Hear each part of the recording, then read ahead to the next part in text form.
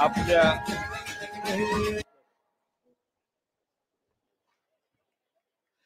यांना थांबवणं देखील धोक्याचं आहे, कारण आपलं चिन्हच आहे ते. त्यामुळे थांबा म्हणायला आमचं काय धाडस होऊ शकत नाही.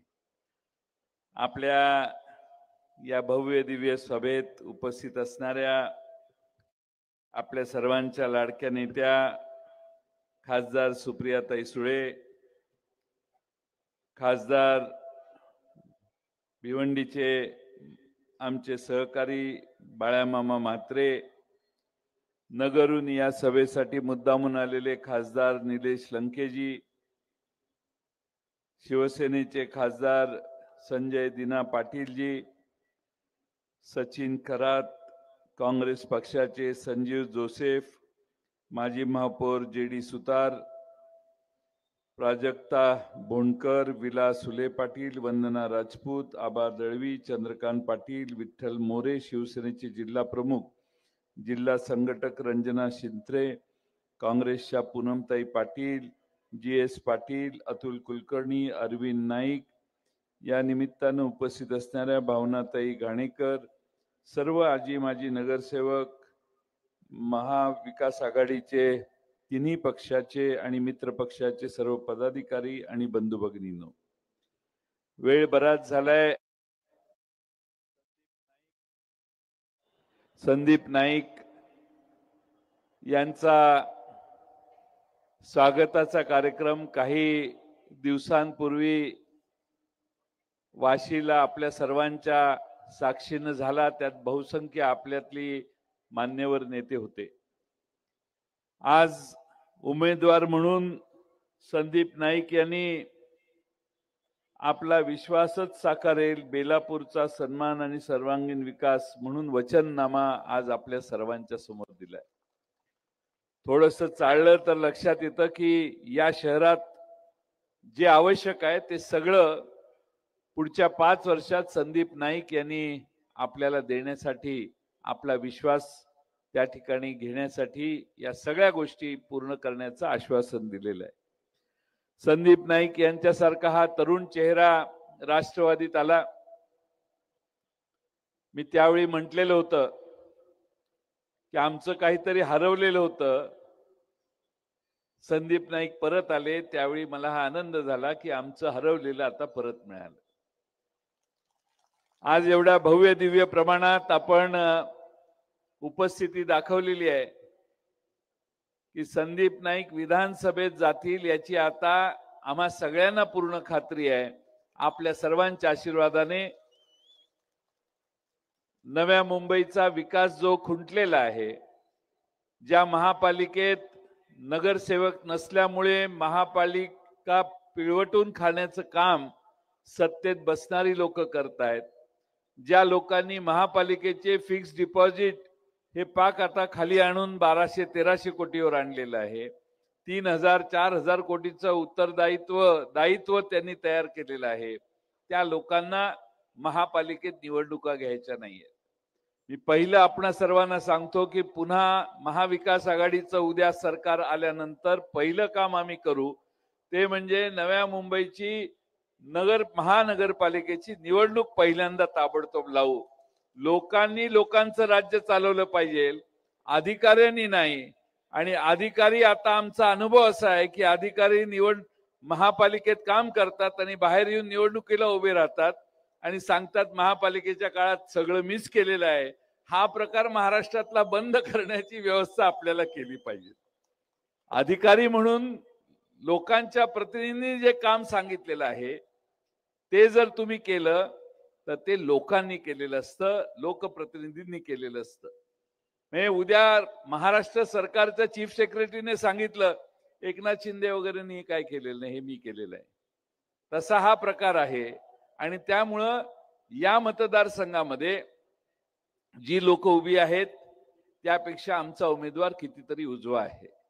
आज त्यांचं पुन्हा पक्षात स्वागत करत असताना मी या ठिकाणी विश्वास व्यक्त करतो की महाराष्ट्राच्या विधानसभेत तुम्हा सर्वांचं अतिशय चांगलं प्रतिनिधित्व संदीप नाईक करतील. या मतदारसंघातल्या सगळ्या समस्या सोडवण्याचं काम त्यांच्याकडून होईल आणि सगळ्यात महत्वाची गॅरंटी ही आहे की संदीप नाईक कुणालाही दुरुत्तर देणार नाहीत, उद्धटपणे बोलणार नाहीत, अतिशय नम्रपणाने तुमची सेवा करतील. तुमच्या कुठल्याही मैदानावर आरक्षण आणण्याचं पाप त्यांच्याकडून होणार नाही. या भागातल्या सामान्य माणसाच्या जनतेला सध्या जो करंटली त्रास 5-10 वर्ष होतोय त्याच्यातून तुमची सुटका जर करायची असेल तर संदीप नाईक हाच उत्तम पर्याय आहे. आणि म्हणून शरद पवार साहेबांनी बराच विचार करून संदीप नाईक यांना ही उमेदवारी दिलेली आहे. तुमचा आशीर्वाद मिळाला तर या नव्या मुंबईमध्ये अनेक चांगल्या गोष्टी घडवण्याचं काम संदीप नाईक यांच्याकडून होईल. खरं म्हणजे आपली लढाई भारतीय जनता पक्षाबरोबर आहे. या ठिकाणी हे सगळे जे महापुरुष आहेत, छत्रपती शिवाजी महाराज, शाहू फुले, आंबेडकर, सावित्रीदेवी फुले, ही महाराष्ट्राची दैवत आहेत. यांनी बहुजन समाजाला पुढे नेण्याचं काम आयुष्यभर केलं. महाराष्ट्रामध्ये जातीयवादी विचारसरणी कधीच फोफावली नाही. महाराष्ट्राने कधी त्यांना आधार दिला नाही, कारण आमच्यावर या लोकांचे संस्कार होते. आमची मनं घडली ती यांच्या विचाराने घडली, यांच्या आशीर्वादाने घडली. आणि म्हणून उद्याच्या निवडणुकांमध्ये आमचा मुकाबला भारतीय जनता पक्षाबरोबर आहे. महाराष्ट्रामध्ये उद्धव ठाकरे साहेब, शरद पवार साहेब आणि राहुल गांधींची काँग्रेस पक्ष, आम्ही तिघं, आमच्याबरोबर शेका पक्ष आहे, दोन्ही कम्युनिस्ट पक्ष आहेत. या सर्वांची एकच भूमिका आहे की या महाराष्ट्रामध्ये जातीयवादी भूमिका मांडणाऱ्यांना महाराष्ट्राच्या बाहेर घालवण्याचं काम आपण केलं पाहिजे. खरं म्हणजे एक आमदार भारतीय जनता पक्षाचे आहे. गेल्या 2-3 महिन्यात सगळीकडे महाराष्ट्रभर फिरून जातीय सलोखा, धार्मिक सलोखा बिघडवण्याचं काम जाणीवपूर्वक करायचा त्यांनी प्रयत्न केला. महाराष्ट्रामध्ये भारतीय जनता पक्षाचा अधिकृत आमदार महाराष्ट्रभर मोर्चे काढतो. सरकार महाराष्ट्रात तुमचं, दिल्लीला सरकार तुमचं, पण ह्यांचा मोर्चा का? तर हिंदू खतरे में म्हणून. आणि मग तुम्ही राज्यावर कशाला बसला? तुम्हाला राज्यात बसून हिंदूंना संरक्षण देता येत नाही असा त्याचा दुसरा अर्थ होतो. आणि म्हणून महाराष्ट्रामध्ये धार्मिक तेढ निर्माण करण्याचे प्रचंड प्रयत्न मागच्या 3 महिन्यात झाले. का? तर जेव्हा जेव्हा भारतीय जनता पक्ष संकटात येतो तेव्हा तेव्हा या देशामध्ये आणि या राज्यामध्ये हे जातीय आणि धार्मिक असा त्यांचा आधार घेऊन मतं मागण्याचा प्रयत्न करतात. आता गेल्या काही दिवसात काय चाललंय? बटेंगे तो कटेंगे. महाराष्ट्रामध्ये बटेंगे तो कटेंगे योगी आदित्यनाथ इथे येऊन आपल्याला सांगायला लागलाय. ज्या योगी आदित्यनाथच्या राज्यातल्या निम्म्याहून जास्त उत्तर प्रदेश, महाराष्ट्रात, मुंबईच्या आसपास आहे, ती माणसं इकडे येऊन निवांत राहत आहेत. संरक्षण आहे, चांगल्या पद्धतीनं कुणाच्या अंगाला कुणी हात लावत नाही. महाराष्ट्रात काय सामान्य माणसांची संस्कृती आहे, कुणी आलं तरी आम्ही त्याचा स्वीकार करतो. पण योगी आदित्यनाथ येतात आणि सांगतात बटेंगे तो कटेंगे. बटेंगे तो कटेंगे ही भाषा काटणाऱ्यांची असते आणि ती जाणीवपूर्वक भाषा वापरून शेवटचा प्रयत्न भारतीय जनता पक्ष करतोय की धार्मिक दृष्ट्या काही तेढ महाराष्ट्रात तयार करता येते का? तुम्हाला मोबाईलवर कळेल, पंतप्रधानांची सभा शिवाजी पार्कात आहे. शिवाजी पार्कातली सभा आतापर्यंत संपायला पाहिजे होती. पंतप्रधान विमानतळावर बसलेले आहेत, कारण सभेमध्ये माणसं नाहीत. माणसं गोळा होत नाहीत म्हणून साहेब विमानतळ सोडायला तयार नाहीत. त्यामुळं माणसं गोळा, आत्ताचाच फोटो माझ्याकडे आला, 5-50 हजार खुर्च्या टाकल्या असतील, मला माहित नाही किती खुर्च्या आहेत, पण वरून आलेला फोटो जो आहे एवढी पण माणसं बाजून जमा झालेली नाही. मुंबई शहरामध्ये भारतीय जनता पक्षाला माणसं गोळा होत नाहीत. भारतीय जनता पक्षाचे रोजचे नखरे ऐकायला आता मुंबईकर तयार नाहीत. हा मेसेज नरेंद्र मोदींना मुंबईकरांनी दिलाय असं मित्रांनो तुम्ही समजा. शेवटी भाजपने तुम्हाला काय दिलं, भाजपने किती दिलं आणि किती काढून घेतलंय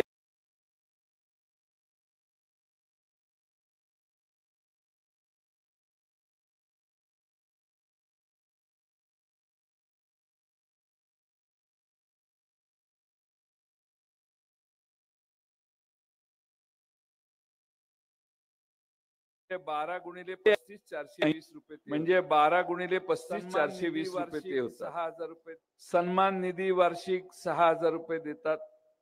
एकूण 600 अधिक 420 अधिक 6000 7020 रुपये वार्षिक तुम्हाला देतात. भाजपने तुमच्याकडून काय घेतलं, सिलेंडर मध्ये 500 वाढवले, दर महिन्याला एक सिलेंडर वापरलं तर 6000 रुपये ते जातात. तेलात लिटर मध्ये 100 रुपयाची वाढ, एका महिन्यात 4 लिटर तेल वापरले तर महिन्याला 400 रुपये, 4800 रुपये प्रतिवर्षी ते जातात. पेट्रोल डिझेल मध्ये सरासरी 40 रुपयाची वाढ, त्याचे वार्षिक समजा 1 लिटर रोज वापर केला तर 40 रुपये गुणिले 25 दिवस, म्हणजे 5 दिवस ऑफिसमध्ये गेला नाही, 1 लिटर खपलं नाही, तुमचं वापरलं नाही, त्याचाही डिस्काउंट आम्ही त्यांना दिलाय. तर 12,000 रुपये पेट्रोल डिझेलचे जातात. आपल्या डाळीमध्ये सरासरी 100 किलो वाढ, महिन्याला 4 किलो डाळ घरात लागली तर ते 12 गुणिले 400 4800 रुपये. तांदळात 40 रुपये ते 9600. पिठात 15 रुपये किलोने वाढ, त्याचे 20 किलो पीठ खाल्लं तर 300 रुपये, 300 गुणिले 12 3600 रुपये. कपड्यांमध्ये प्रति जोडी सरासरी 500 वाढलेत. एका वर्षात प्रति व्यक्ती 4 जोड्या कपड्यांचे बनवले आणि कुटुंबात सरासरी 4 लोक असतील तर 4 गुणिले 4 गुणिले 500 असे 8000. चप्पल आणि बूट प्रति जोडीमध्ये सरासरी 400 वाढले, तर एका वर्षात कुटुंबात 4 लोक असल्यास प्रति व्यक्ती शूज आणि चप्पलच्या 4 जोड्या करा, याचे 6400. मुलांच्या पुस्तकामध्ये 2000 सरासरीने वाढ झाली आहे. कुटुंबातील एका व्यक्तीचे पेन्शन दरमहा 1200 रुपये रोखले, 14400. गौरादेवी कन्या धन वार्षिक 25000 रुपयांनी कमी केलं. या सगळ्याची बेरीज तुम्हाला जी आहे ती 96600 रुपये आणि देतात किती तर 7020, म्हणजे 96600 रुपये वजा 7020 म्हणजे 89580 रुपये तुमच्याकडून वसूल केले जातात.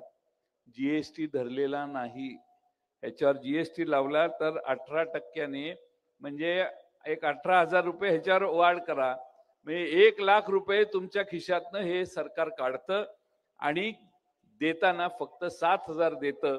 पण त्यांच्या जाहिराती किती, संध्याकाळी जेवायला बसलं जाहिरात, सकाळी उठलं जाहिरात, चहा पिताना जाहिरात, शेकडो कोटी रुपये गुगलवर जाहिरातीवर खर्च केलाय. तुम्ही जरा गुगल काढलं की पहिली ह्यांची जाहिरात एकनाथ शिंदेची.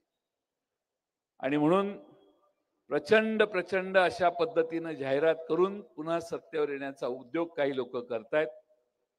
मी आपल्याला जाताना शेवटचा मुद्दा सांगतो. पंचसूत्री आमच्या महाविकास आघाडीने जाहीर केली आहे. त्यातलं एकच सूत्र सांगतो जे सगळ्यांची महिला फार मोठ्या प्रमाणात आहेत. आमचं सरकार सत्तेवर आल्यानंतर महालक्ष्मी योजना आम्ही काढू आणि महालक्ष्मी योजनाच्या माध्यमातून प्रत्येक गरीब घरातल्या महिलेला 3000 रुपये महिन्याला देण्याची भूमिका आम्ही स्वीकारलेली आहे. आणि तुम्हाला कुणाला एसटीनं प्रवास करायचा असेल तर नवऱ्याला विचारायची गरज नाही, एसटी मोफत करण्याची व्यवस्था ही आमचं सरकार आल्यावर करू. माझा एका प्रश्नाला उत्तर द्या तुम्ही. इथं कोण असं आहे का की मोदी साहेबांनी लोकसभेच्या आधी 5 लाख रुपयाची तुम्हाला आरोग्याचं संरक्षण दिलेलं होतं. 5 लाख रुपये, 80 कोटी, 15 लाख तर जुना झाला, 14 सालचा वादा होता, ते असे लय वादे आहेत. 5 लाख रुपये तुम्ही जर इथं हॉस्पिटलमध्ये मोठ्या गेला तर कार्ड दाखवलं आणि तुम्हाला 4 लाख रुपये हॉस्पिटलचा खर्च असेल तर तो माफ. असं कुणाला झालंय का? मोदींचं कार्ड घेऊन गेलं आणि तुमच्यातला कोणी असेल, भाजपमधल्या कुणाचं असेल, तुम्हाला कळलं असेल तर सांगा, आपला काय प्रॉब्लेम नाही, आपण भाषण इथंच थांबू. ही माझी कदाचित 40-45वी सभा असेल. प्रत्येक सभेत मी हा प्रश्न विचारतो, एक माणूस अजून हात वर केलेला नाही. मोदींनी दिलेली गॅरंटी महाराष्ट्रात एकालाही पोचलेली नाही. पण महाविकास आघाडीने आता असं ठरवलेलं आहे की महाविकास आघाडी सत्तेत आल्यानंतर महाराष्ट्रातल्या गरीब माणसांच्या घरामध्ये 25 लाख रुपयाचा विमा काढण्याची व्यवस्था करू. 25 लाख रुपयापर्यंत त्याच्यावर जो खर्च असेल तो देण्याचं काम हे महाविकास आघाडीचं आमचं येणारं सरकार करेल. गरिबांच्यासाठी, आरोग्यासाठी. आमच्या आया बहिणी बरेच रोग अंगावर काढतात, कारण पोराला 15,000 रुपये पगार असतो, आपलं 4,000 रुपये बिल होईल. कशाला सांगायचं, जाऊ दे उद्या बघू. ती सगळी पद्धत महाराष्ट्रातली आमच्या भगिनींच्या वर असे जे वेगवेगळे प्रसंग येतात ते टाळायचे असेल तर कुणालाही घरात अशी खात्री पाहिजे, हे कार्ड घेऊन गेलं, मला बिल घ्यायची गरज नाही, माझी माफी होणार आहे. अशी व्यवस्था महाराष्ट्रात आम्ही करू. आपण सर्वांनी उद्याच्या निवडणुकांमध्ये या संदीप नाईक यांच्या उमेदवारीला पाठिंबा द्यावा. अजून बरेच उमेदवार बोलणार आहेत. फक्त जाताना एक शेवटचं माझं काम सगळ्या पुरुषांनी करावं. महिला तर इथं आहेच, त्यांनी ऐकलंच, पण पुरुषांना विनंती आहे, घरी गेल्यावर जेवण असेलच, बायकोला समोर बोलवायचं, आईला बोलवायचं, बहिणीला बोलवायचं, वहिनीला बोलवायचं, मावशी घरात असेल तर तिला बोलवायचं, आणि गावात घरात सगळ्या महिलांची मिटिंग घ्या. सगळ्या महिलांची मिटिंग घ्यायची आणि त्यांना सांगायचं, दाढीवाला 1,500 रुपये देतोय, हे आलेला आजचा बाबा 3,000 रुपये द्यायला तयार आहे. आपण ह्याच्या बाजूने जाण्याशिवाय आता पर्याय नाही. ही माझा संदेश किंवा आमची भूमिका त्यांच्या समोर मांडा. सरकार आपलं येईल, तुम्ही चिंता करायची गरज नाही. आणि ती सरकार आल्यानंतर संदीप नाईक आणि या नव्या मुंबईचं गतवैभव पुन्हा आणून देण्याचं काम संदीप नाईकांच्या मार्फत शरद पवार साहेब करतील. आणि संदीप नाईक यांना महाराष्ट्रात आमच्या सरकारमध्ये वजनदार काम करण्याची जबाबदारी आम्ही सगळे देऊ, हा विश्वास या निमित्तानं आपणा सर्वांना देतो आणि माझे 2 शब्द पूर्ण करतो. धन्यवाद.